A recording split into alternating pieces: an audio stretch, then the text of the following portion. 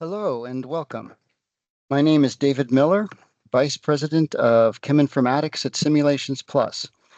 Thank you for tuning in to this training video on 3D functionality within ADMET Predictor, specifically 3D conformer generation and virtual screening.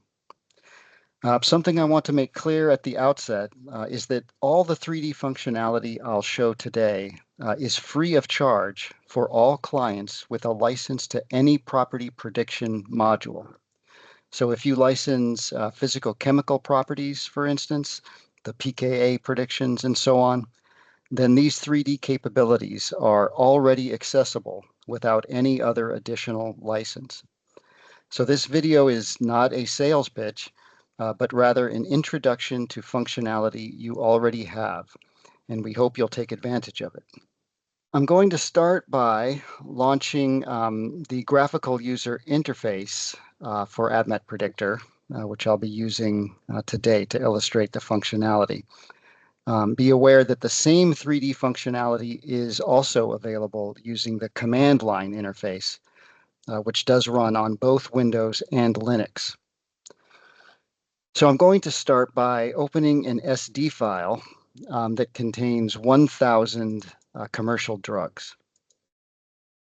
Now this file contains only 2D atomic coordinates, and that is sufficient information to predict all of the ADMET properties that we offer, since the models for those properties were built using descriptors that are 2D in nature. We have, however, developed a few models that use 3D descriptors, and running these models requires a single 3D conformer for each compound. I can view the list of those 3D models by launching the model editor and looking for entries in the column labeled 3D file name. So you can see there are two shown here, one for MDCK permeability and one for aqueous solubility. I think we have about a dozen 3D models in total right now, but we do plan to develop more in the future. Okay, in order to run those 3D models, we need to have 3D atomic coordinates for the compounds in the spreadsheet. One way to obtain those is to open an SD file that already has the 3D coordinates. Another is to generate them using ADMET Predictor. So I'll need to talk briefly about our 3D methodology. And to do that, I'll launch the main settings window in ADMET Predictor and then activate the tab labeled 3D. Now first, ADMET Predictor distinguishes between generating multiple 3D conformers, which is triggered by checking this first box, and generating just a single conformer, which is the default behavior. Since our 3D ADMET models only require a single 3D conformer, I'll leave this option unchecked for now and come back to it later when we discuss 3D virtual screening. So focusing on the parameters relevant to single conformer generation, the main ones are related to distance geometry and minimization. So the underlying algorithm uses distance geometry for complex ring systems like morphine or cubane, for example. And here you can control the number of distance geometry trials. Similarly, you can control the level of energy minimization, where energies are computed based on the MMFF94S force field. And I'll just point out that further information about the underlying methodology is described in the ADMET Predictor user manual. So keeping the default settings, and again, keeping this multiple 3D conformer option turned off, you can generate 3D coordinates either by clicking this black 3D toolbar button or choosing the corresponding menu item, which is under Tools, 3D, Generate 3D Coordinates. Okay, this laptop has 16 CPU cores, so the operation is quite fast for these 1,000 compounds.